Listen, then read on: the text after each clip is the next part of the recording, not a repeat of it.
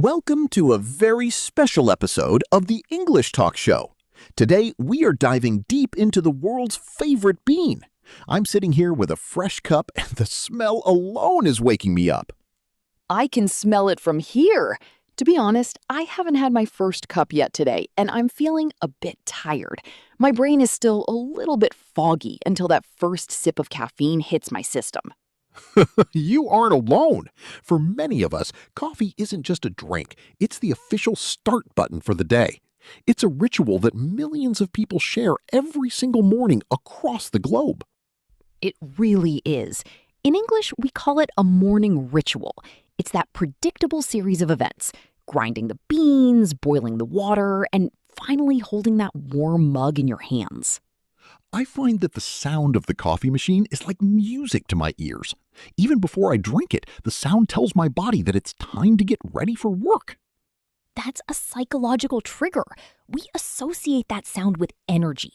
Listeners, do you have a specific sound in your busy morning that makes you feel ready to go? Most people say it's the glug-glug of the coffee pouring. It's a universal language of energy. Well, I'm ready to learn more. Let's explore why this bean is so powerful. Let's get technical for a moment. Most people just buy coffee, but did you know there are two main types of beans? We have Arabica and Robusta. Yes, Arabica is usually considered the high-quality bean. It has a sweeter, softer taste with tones of sugar and fruit. Most specialty coffee shops use 100% Arabica. And then there is Robusta. It's much stronger and has a more earthy or bitter taste. It actually contains twice as much caffeine as Arabica, which is why it's often used in espresso blends. Exactly. If you are feeling a bit tired and need a massive jolt of energy, a Robusta blend might be exactly what you need to survive a busy morning. To be honest, I prefer the taste of Arabica. I don't want my coffee to taste like burnt rubber, even if it gives me more energy. That's the trade-off. Arabica for flavor, Robusta for power. Most of the instant coffee you find in supermarkets is made from Robusta because it's cheaper to grow. That explains a lot. So if our listeners want a gourmet experience, they should look for the 100% Arabica label on the back. Correct. It's like choosing a fine wine versus a cheap juice. The bean makes all the difference. Now, let's talk about habits. Maya, we've discussed this before, but does coffee affect an early bird differently than a night owl? To be honest, I think it's a necessity for both, but for different reasons. As a night owl, I use coffee to mask the fact that I didn't get enough sleep. And as an early bird, I use it to celebrate the morning. I wake up with energy, and the coffee just makes that feeling even better. It's like putting premium fuel in a fast car. I envy that. When I'm forced to have a busy morning, I feel like a car with no engine until I've had at least 2 cups. I'm definitely caffeine dependent in the AM hours. We use that phrase a lot, caffeine dependent. It means you feel like you can't function properly without it. Is that a bad thing or just a modern lifestyle? I think it's just part of our hustle culture.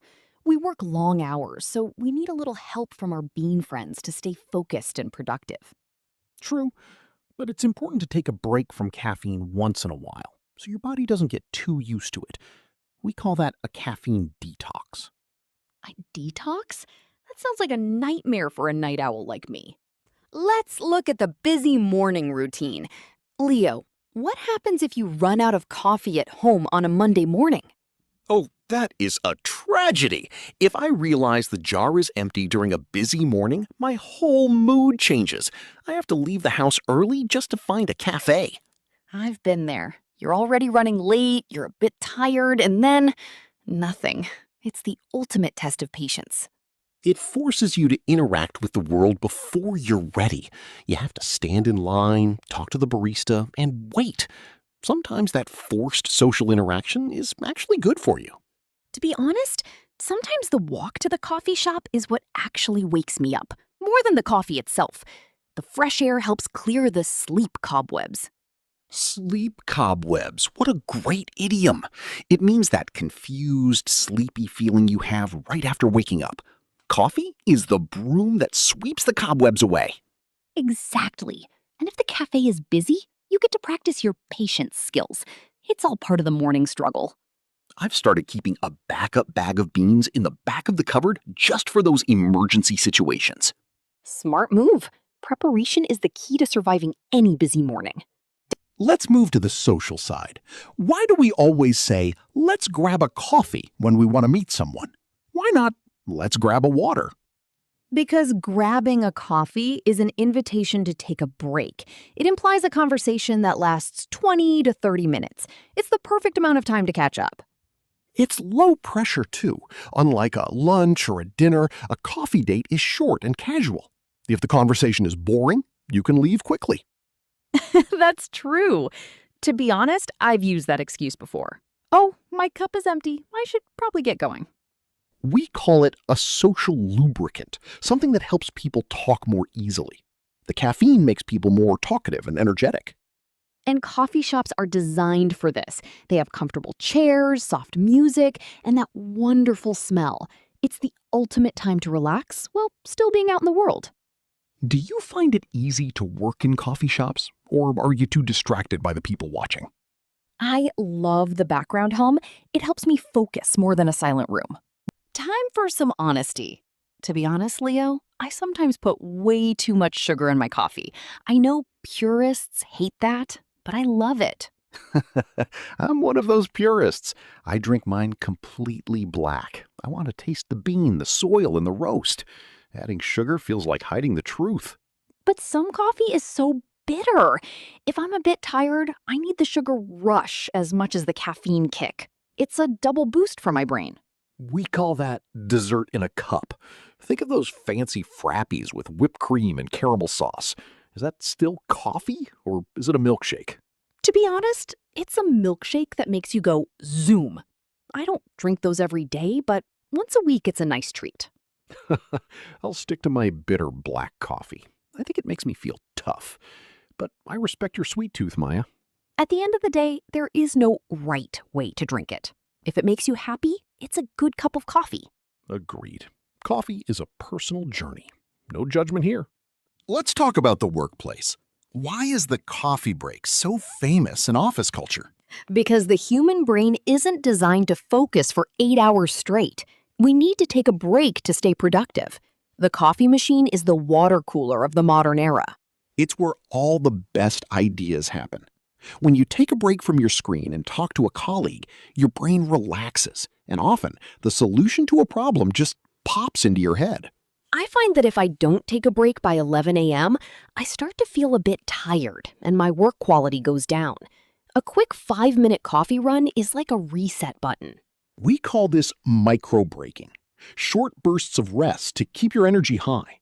Coffee is the perfect companion for a micro-break because it takes just a few minutes to make. And it gives you a physical reason to move.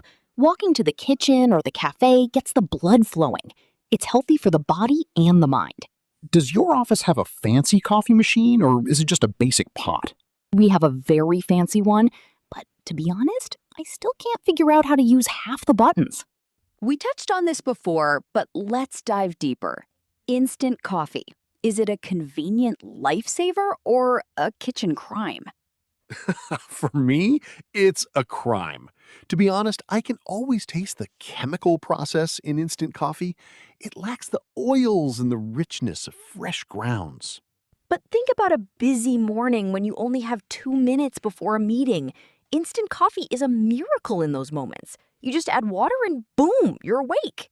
I suppose if I were camping in the middle of nowhere and I felt a bit tired, I wouldn't say no to an instant coffee. Context is everything. Context is everything. That's a great phrase. It means the situation changes the value of the thing. On a slow Sunday, I want a fresh brew. On a Monday at 7 a.m., instant is fine. Some of the newer specialty instant coffees are actually getting much better. They use freeze-drying techniques to keep the flavor. See? Even a coffee snob like you is starting to see the benefits. It's all about convenience. I'll stick to my grinder for now, but I'll keep an open mind for emergencies. We've all felt it. 3:30 p.m. You've had a busy morning, a big lunch, and suddenly you can't keep your eyes open. The afternoon slump. It's a dangerous time. You feel a bit tired and you start looking at the coffee machine again. But should you drink more? If you drink it too late, you'll be a night owl by force. You'll be lying in bed at 2 a.m. with your eyes wide open. We call that the caffeine crash, when the energy leaves you suddenly. I try to switch to tea in the afternoon. It has less caffeine, so I can still take a break without ruining my sleep schedule. That's a smart strategy. Or you can try a coffee nap. You drink a cup of coffee and then immediately sleep for 20 minutes. By the time you wake up, the caffeine is starting to work. A coffee nap? That sounds impossible. To be honest, if I close my eyes for 20 minutes, I'm not waking up until the next morning. It takes practice, but for many people, it's the ultimate way to beat the afternoon slump. I think I'll stick to a glass of cold water and a quick walk. It's safer for my sleep. When the workday is over and it is finally time to relax, what do you reach for if it's not coffee? I love a herbal tea. Peppermint or chamomile. It's still a warm mug, which is a comforting habit, but it tells my body it's time to relax, not time to work. I'm the same. To be honest, I think the habit of holding a warm drink is what I love most. In the evening, a hot chocolate or a golden latte with turmeric is perfect. A golden latte. That's a trendy drink made with turmeric and milk. It's very healthy and has no caffeine, so it won't keep you awake. It's very Instagrammable too because of the bright yellow color. It's a nice way to end a busy morning and afternoon and transition into a quiet night. Some people even drink mushroom coffee now. It's supposed to give you focus without the jitters. Have you tried that? Mushroom coffee? To be honest, that sounds like something you'd find in a magic forest. I think I'll stick to my tea. Change is good, but some classics are classics for a reason. Have you ever tried to quit coffee for a week? I did it once, and to be honest, it was one of the hardest weeks of my life. Oh, I can imagine. You probably felt a bit tired. No, wait. You probably felt exhausted for the first 3 days. That's the withdrawal phase. I had a headache that wouldn't go away. I felt like a night owl during the day and an early bird who couldn't find the sun.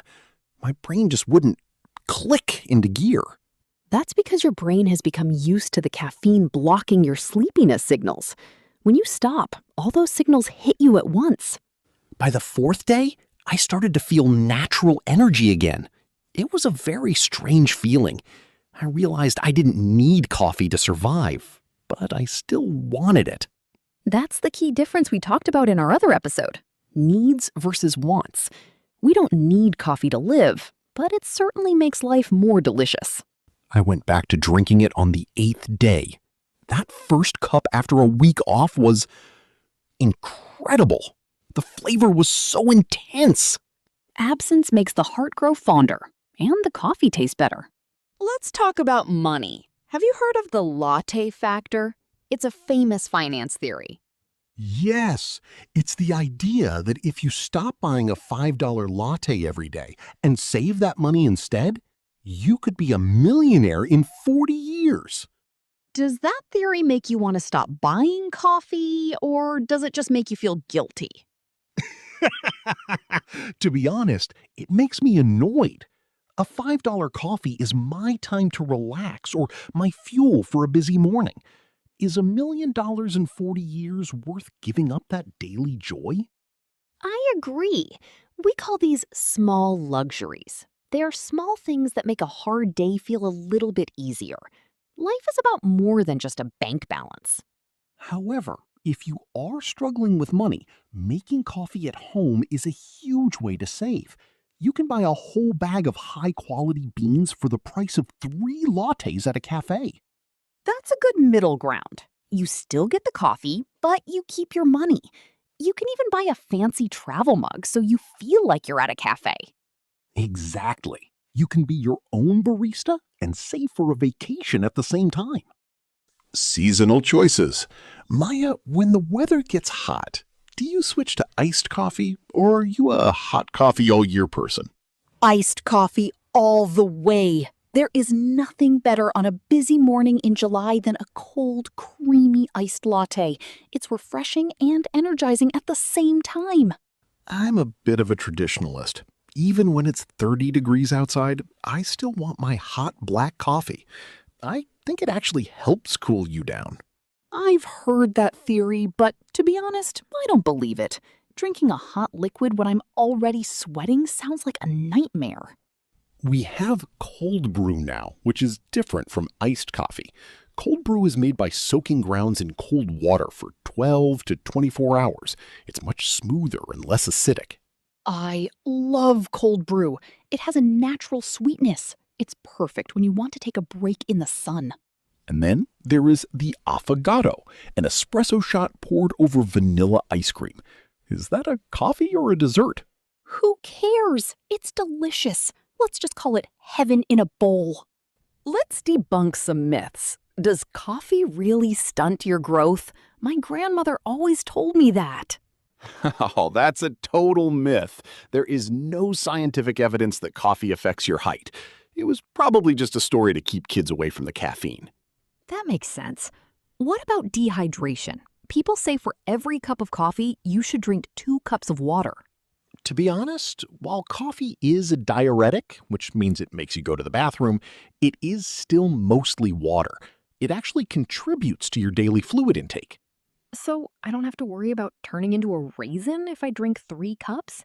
That's good news. Moderation is key. Too much coffee can cause anxiety or the jitters, but in small amounts, it's actually full of antioxidants, which are great for your heart.